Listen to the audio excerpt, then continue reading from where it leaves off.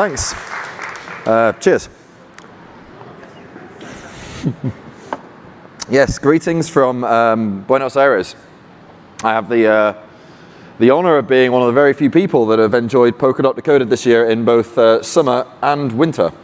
I want to give a shout out to Jimmy and his team for getting Polkadot Decoded this year together in a... Hey Gavin, it's Julia here from Bangkok. She was wanted to talk to you about her work for parent technology in Bangkok and the pictures and videos, especially the work in Berlin at the last meeting. She's writing a book about this and she wanted to talk to you about research guide. Great, thanks. Yeah, there'll be time for questions maybe later. So I'd like to give a shout out to Jimmy and his team for getting this together. They did an amazing job in the last few weeks. I want to give a shout out to the Moonbeam guys, to Kathy and Jimena for putting this together. It's a great venue that they got. The sound system is pretty awesome. Definitely would like to enjoy a party here at some point. Good. That aside. And thanks for turning up as well, you guys. This is it's really nice to sort of make a trip over from south of the border and see a few people when I arrive. I want to talk a little bit about there's a few different things. Oh dear. There's a few different things that have sort of come up on my mind that I would like to sort of go through towards the end of this sort of 2-day event,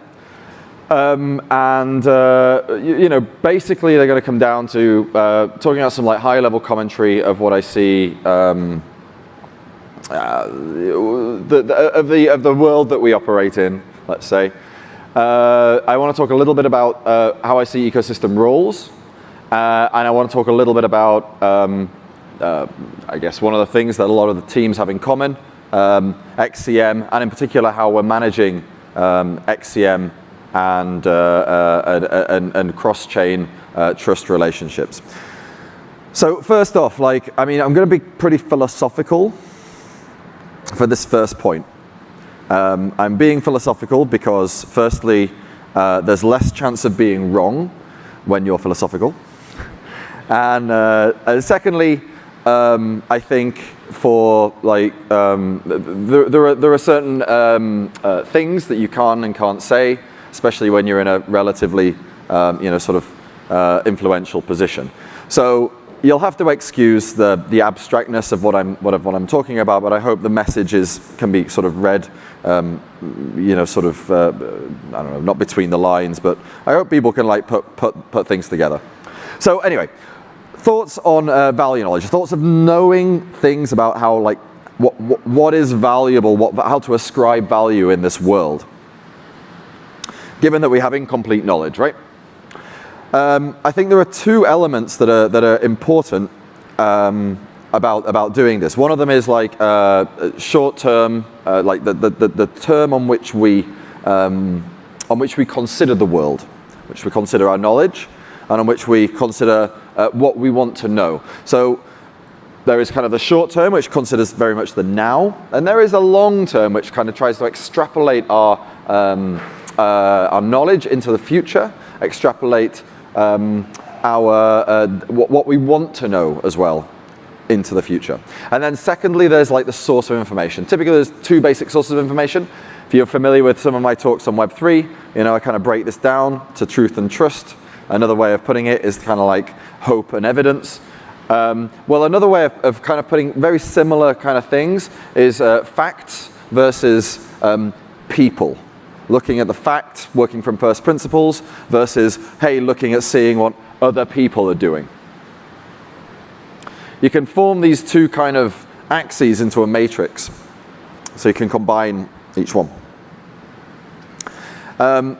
You can look at value knowledge based upon facts, and the facts are centered around past and present.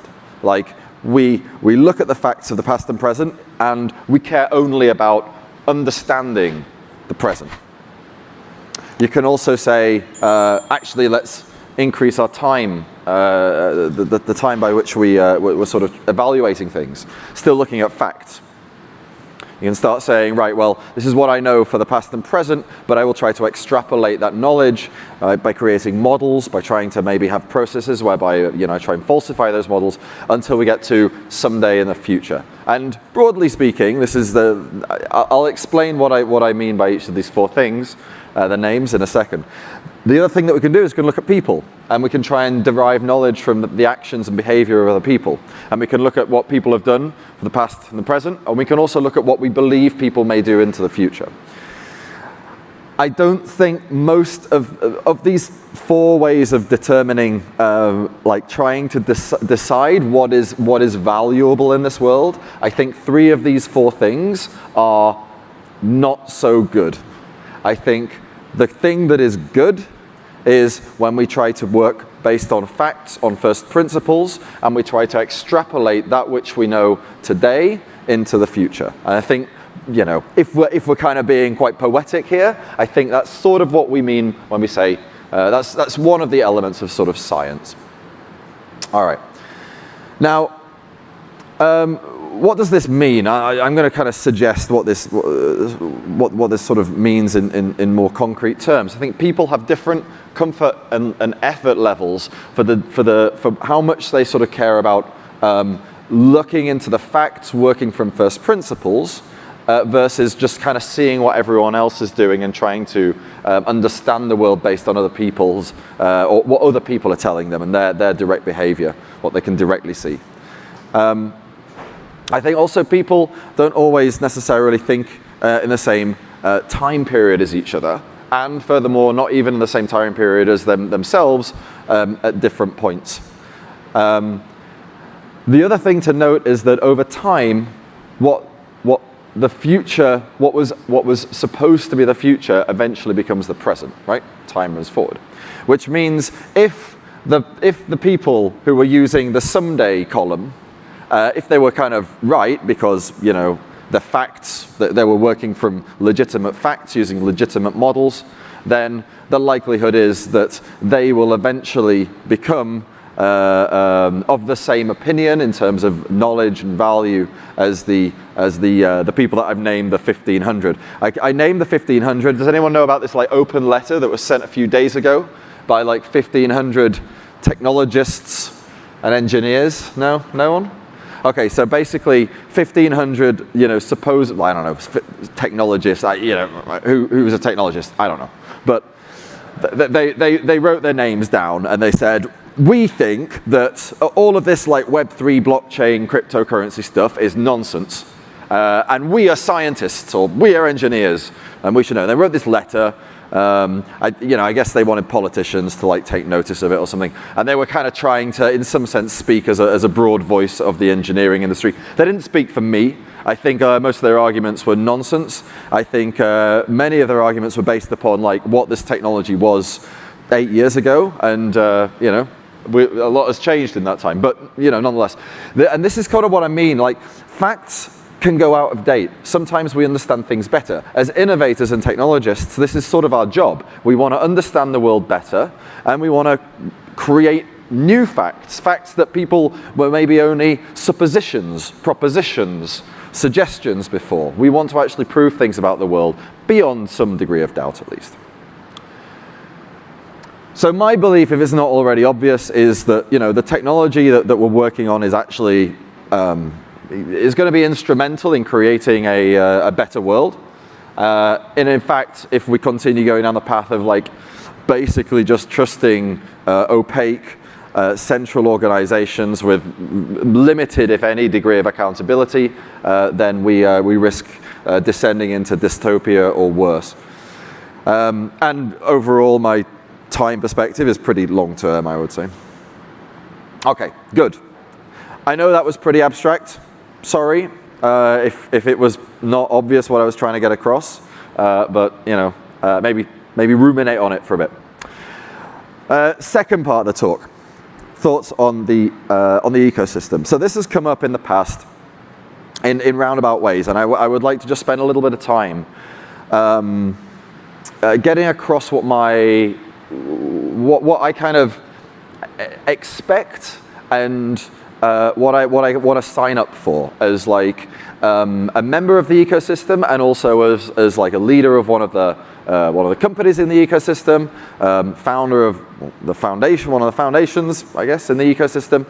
How I see the ecosystem sort of working. What I want to get across, I think, most importantly, is that as you know, as the CEO of Parity, I'm not looking to, like, I don't know, build another Microsoft or something where we have this like ultra integrated, super comprehensive vertical product stack.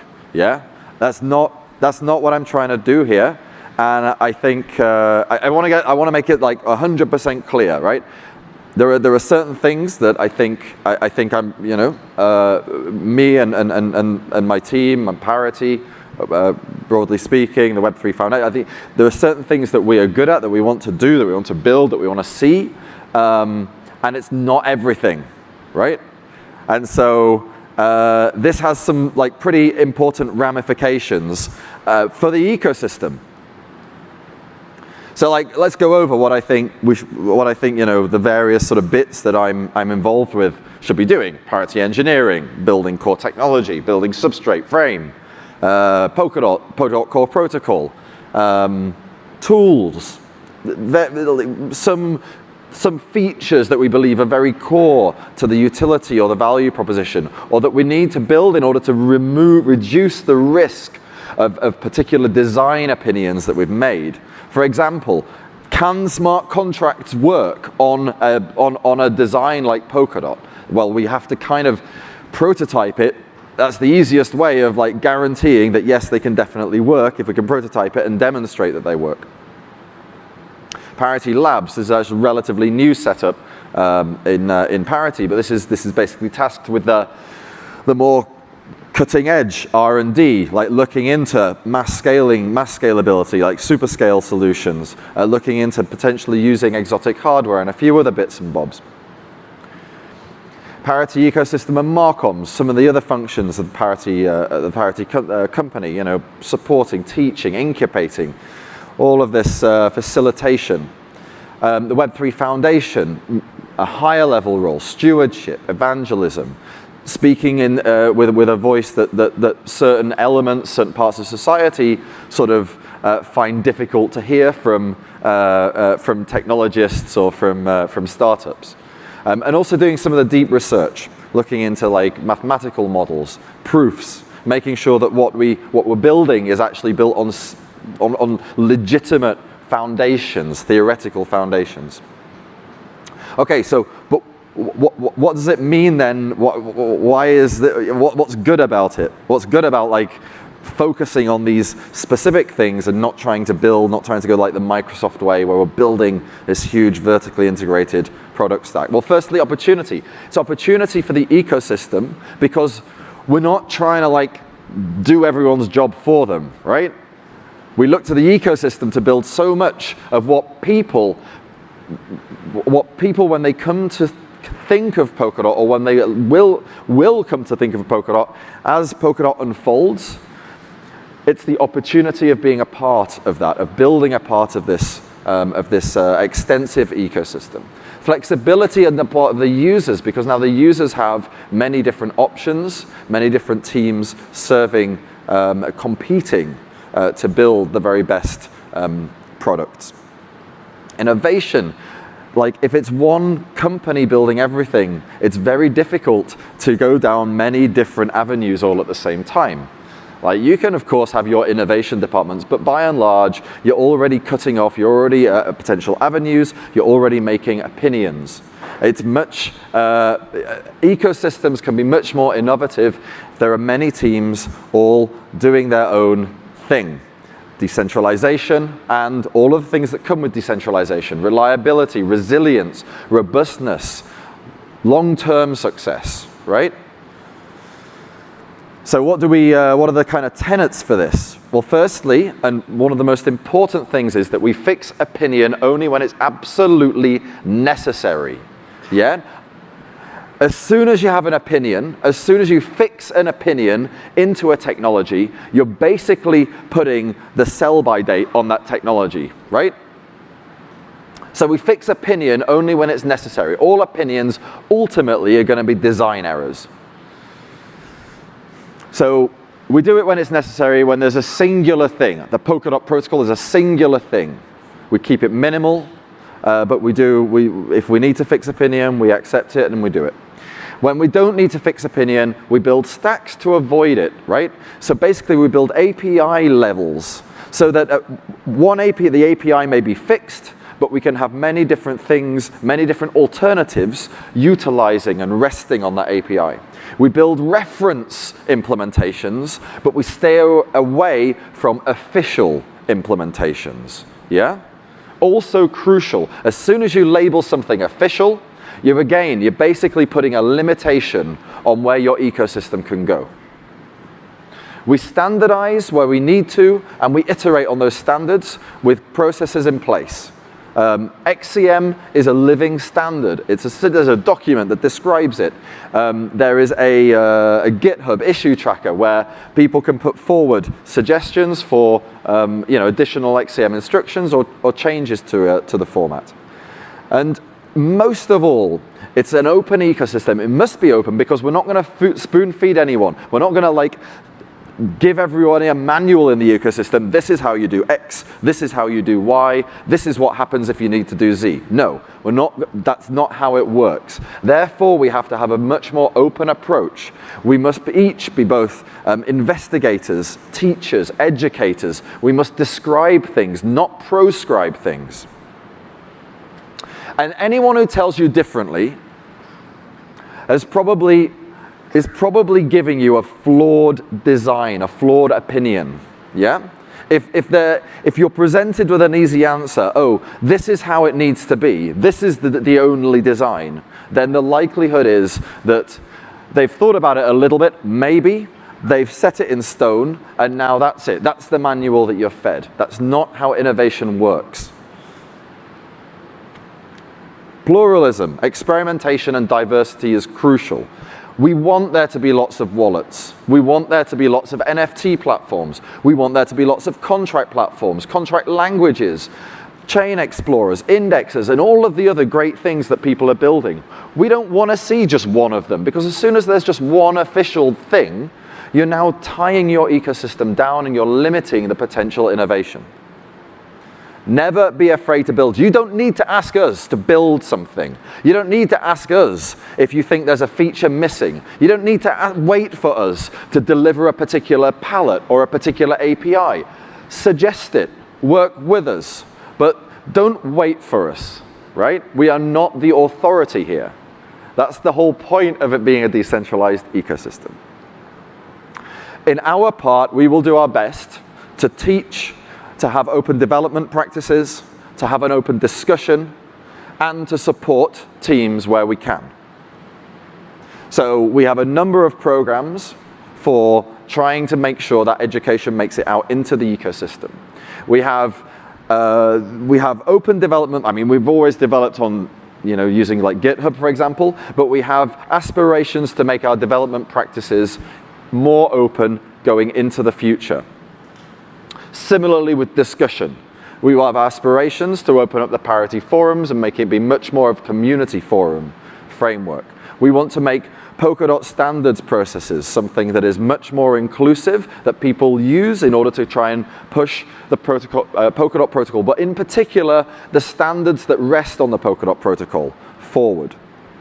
And I don't know if you saw my governance talk yesterday, but the grants program for the foundation has been running for a while, but we really want to push the governance element of the Polkadot network further, faster. We want to make it really be this sort of shining beacon of decentralized decision making.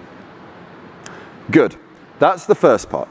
Now the second part is going to be a little more technical.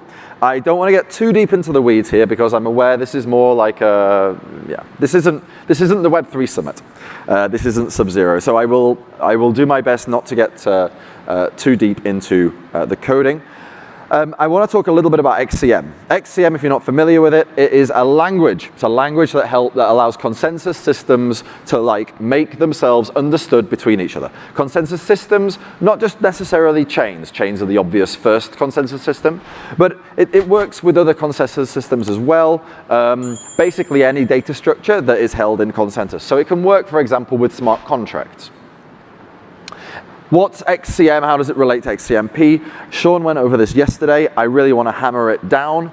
XCMP is a bit like the phone system, right? It's a means of getting a message from one point to another. In fact, in XCMP's case, it's a means of getting a message between sibling parachains that happen to exist under the same relay chain.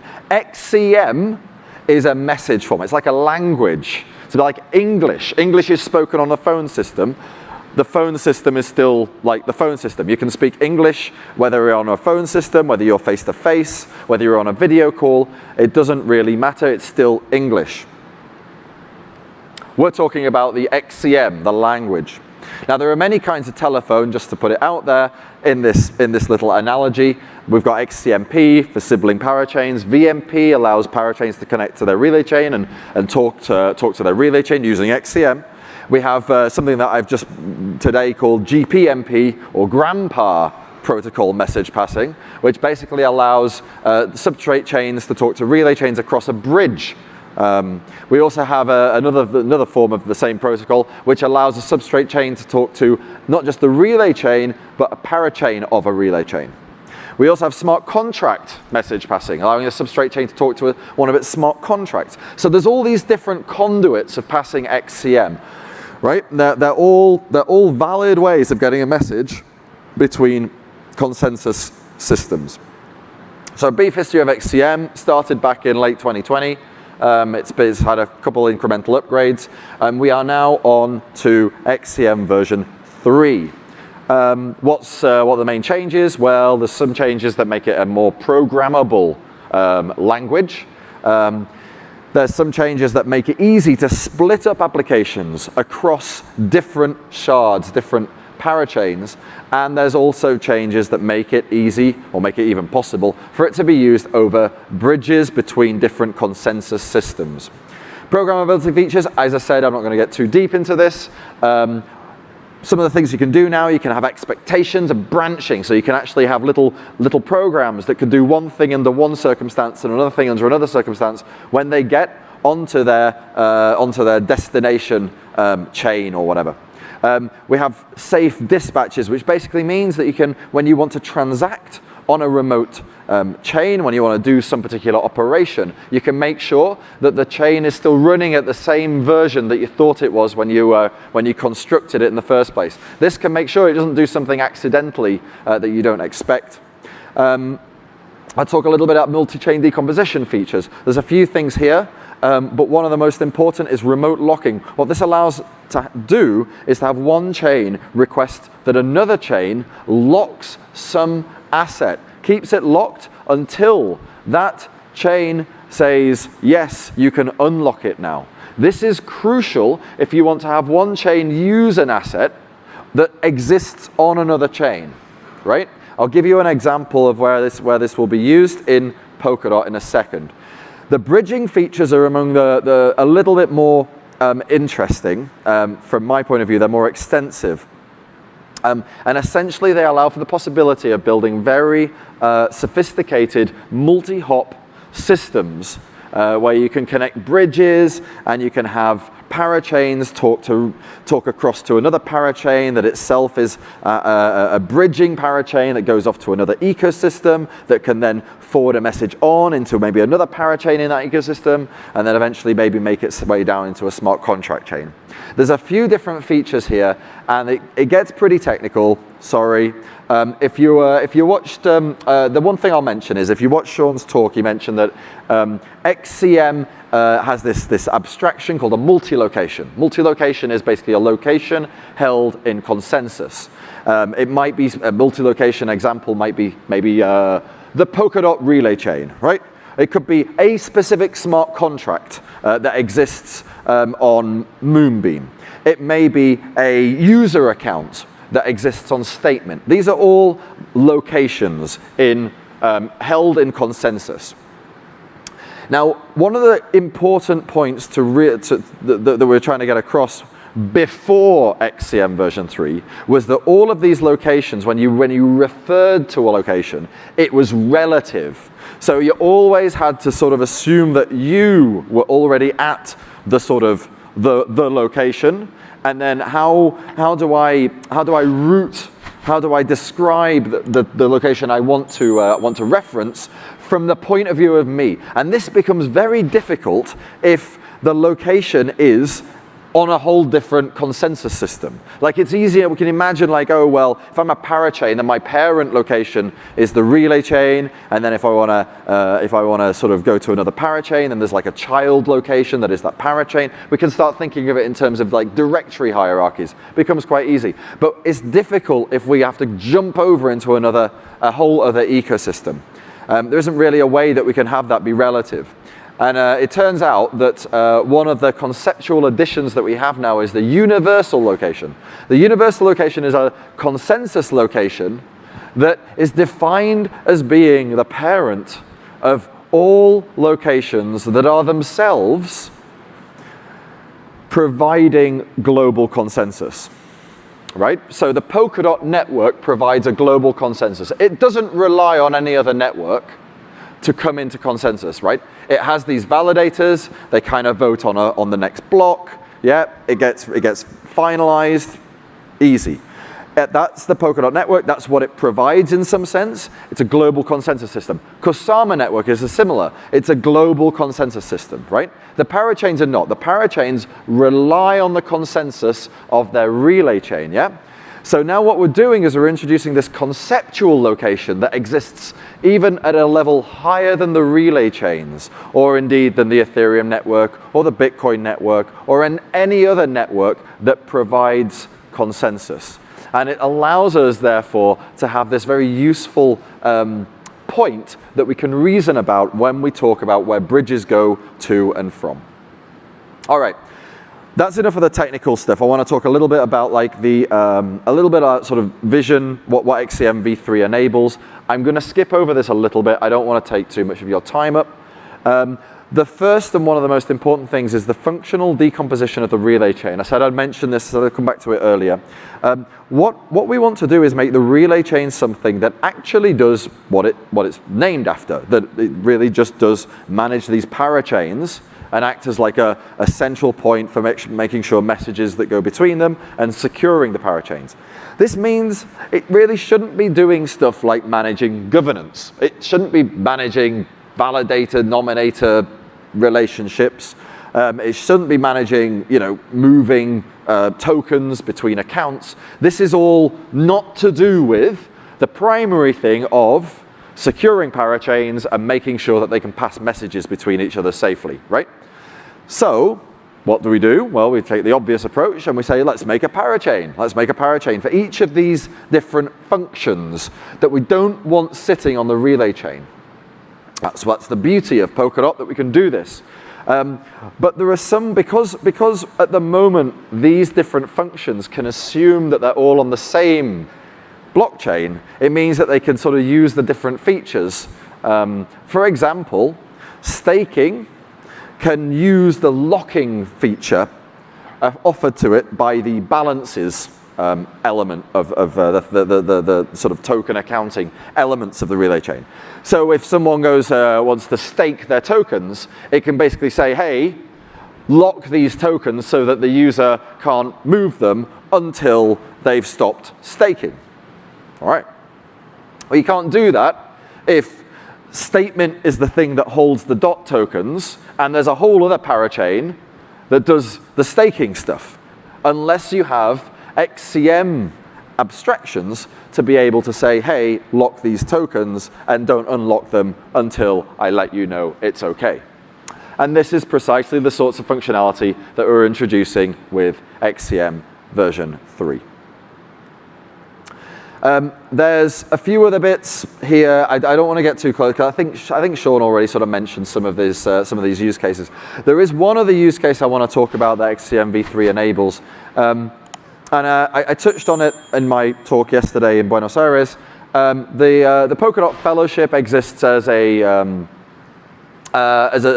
sort of membership, on-chain membership organization that helps oracleize the information regarding the safety and time criticality of on-chain upgrades. Essentially, it's like it's an expert oracle. Now, there's no real reason to have an expert oracle that is expert in the Polkadot protocol and have two different ones, one for Polkadot and one for Kusama, given that they both utilize the Polkadot protocol. It's like the expert set is going to be basically the same. So it would be cool if we could bridge this. Well, I mean, we want to bridge Polkadot and Kusama. This is already sort of an ongoing effort, soon to be deployed. But wouldn't it be cool if we could use XCM to ensure that this oracle functionality that exists on, well, wherever it exists, whether it's Polkadot or Kusama, can be oracleized onto the other network, so we don't need to duplicate efforts. And indeed, this is one of the things that XCM v3 is intended to solve. Another interesting one would be like maybe a Kusama Parachain that holds dot on Statemint, able to actually make votes in a Polkadot referendum. This is the sort of interesting cross-ecosystem functionality that bridged XCM can facilitate. This isn't just about like having some tokens be able to be passed. This is about building rich applications that exist across parachains, across shards, and potentially even in part, where security allows, across ecosystems. Good. There's a bunch of stuff that I could go into with what we want to achieve with XCM version 4. It's mostly quite technical. Don't really think it's going to be that useful to go into now. I would rather spend the time that I have left talking a little bit about some of the things that XCM cannot solve. And I want to make it clear that like there are XCM and XCMP and this technology that we're building can solve a lot of things. But there are some things that need to be solved in different ways. And no effort of adding new instructions or altering how certain elements work is going to change this. Let's take an example. This is an example. This is a real example. This is something that is like, I mean, this specific, the names are not real, but the underlying problem is real. There's already a GitHub issue open with quite a big, long sort of conversation in it. Suppose there's a user on a parachain. Let's, for argument's sake, say that's a user on Fala, and they want to send some tokens that are not native to Fala. So let's suppose, again, for argument's sake, they want to send some AUSD. So it's native to Akala, and they want to send it to some other third place, some other parachain. Let's say it's Moonbeam. Now, not only do they want to do that, but they want to do something on Moonbeam where they where they're doing it under the authority of this user, of this Fala user. So maybe they want to execute some sort of smart contract call, and they want to make sure that these tokens, this AUSD, is in their account. Who knows what it is? Maybe it's, I don't know, some sort of liquidity mining or DEX, or it doesn't really matter. But they want to do something on Moonbeam, in a contract in Moonbeam with this AUSD, okay? AUSD is held as a reserve asset on Akala, right? And Fala, Akala, and Moonbeam, they don't have any special trust relationships here. They all just like, they do their thing. They treat each other as independent networks. So at the moment, this must be done in 2 steps. The first step is that we do a reserve asset transfer. So basically, Fala instructs Akala to move some of the users, some of the Fala AUSD from the Fala account to the Moonbeam account.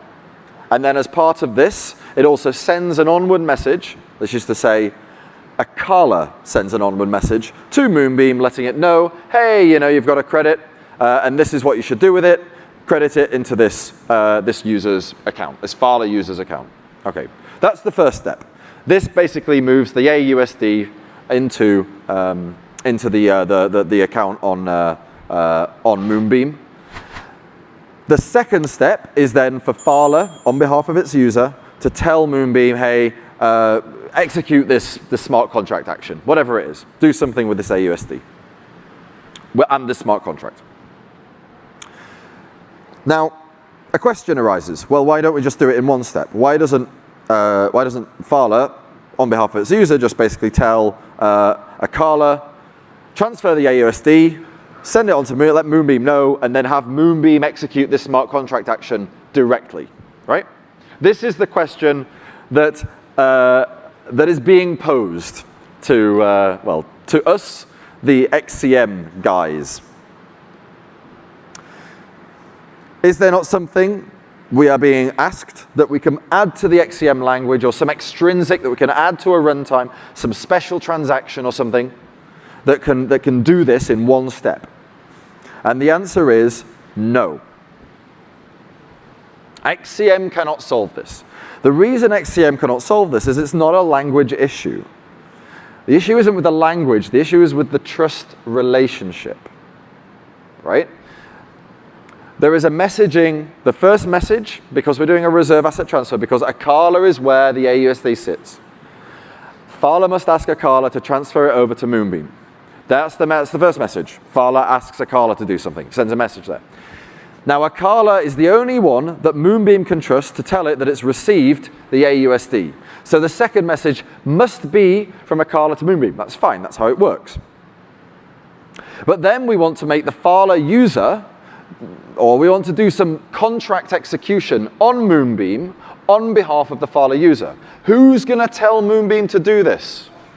Moonbeam doesn't trust Akala to tell it what it should be doing on behalf of Fala, right? Why would it? It's like, it's Fala's user. Why would Moonbeam trust Akala to tell it to do something on behalf of Fala's user? No, doesn't make any sense. So there must be a third channel here. There must be a third message that is directly from Fala to Moonbeam. And this is why it has to be in two steps. And it's nothing that we can add to XCM to prevent this. But it's not a great solution. There's a race condition for a start, right?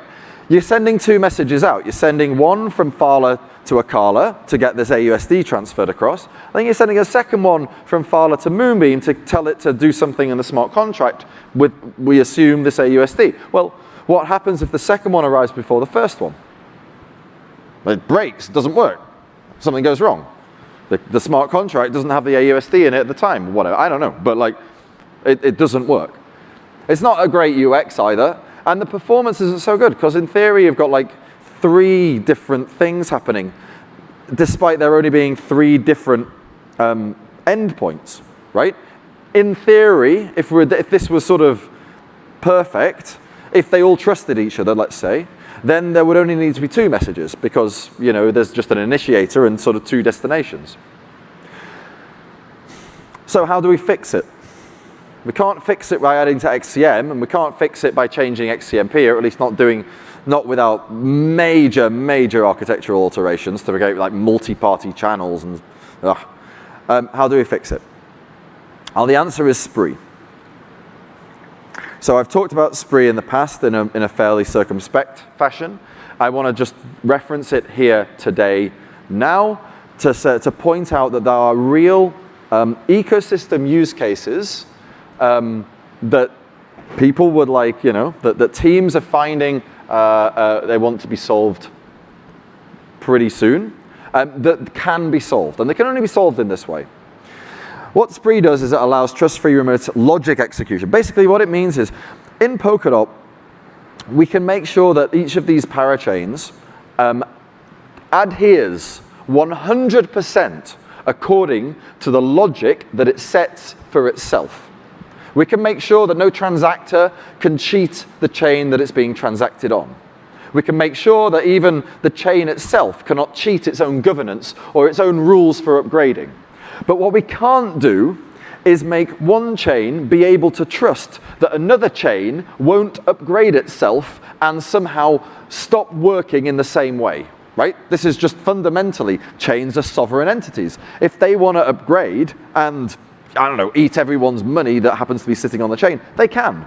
Like, it wouldn't be a great look for the chain, but they are sovereign entities. There is nothing that Polkadot can do. I mean, in part, it's an unsolvable solution in general, because how could anyone other than like the chain's logic itself know how best to describe the expectations that people have en masse about the chain? In some sense, code is actually law.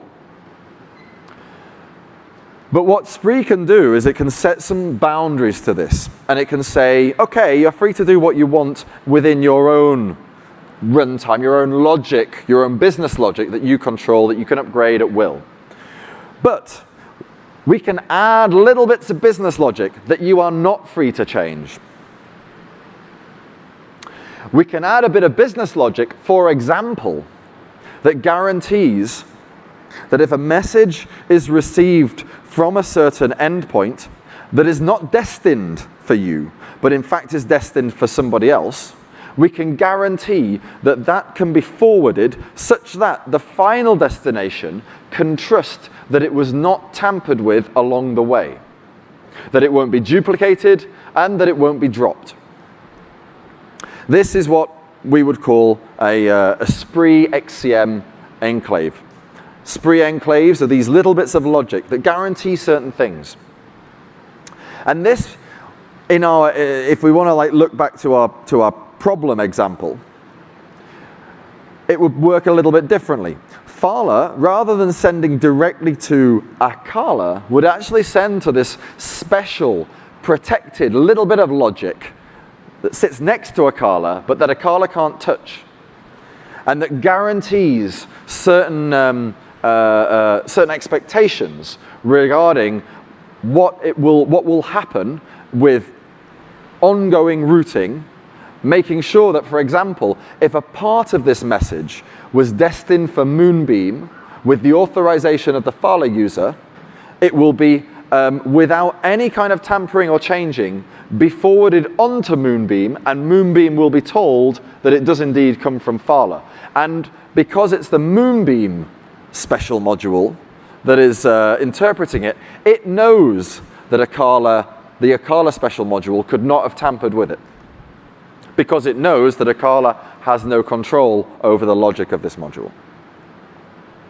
How does it work? Well, I'm sorry for the technical stuff, but basically it's an entirely separate runtime. It's an entirely separate business, like chain business logic. It just happens to sit right next door. So it's whenever Akala is sort of processing a block, this thing is also available processing a block. And the two can talk to each other, right? They can talk directly, relatively quickly between each other. Synchronous. So it can ask something, and then it can get a reply basically immediately back. But crucially, these little bits of logic are not set by the parachain itself. They're set by the relay chain. So it's almost like the relay chain can give these special non-negotiable bits of functionality out to each of the parachains.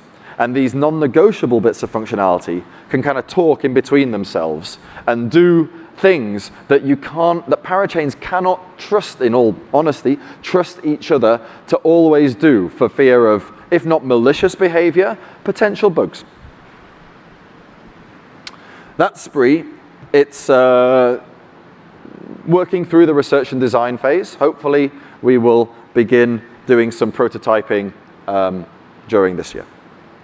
And with that, it's the end of my little talk here. I hope I didn't bore you too much with the technical stuff. Thank you.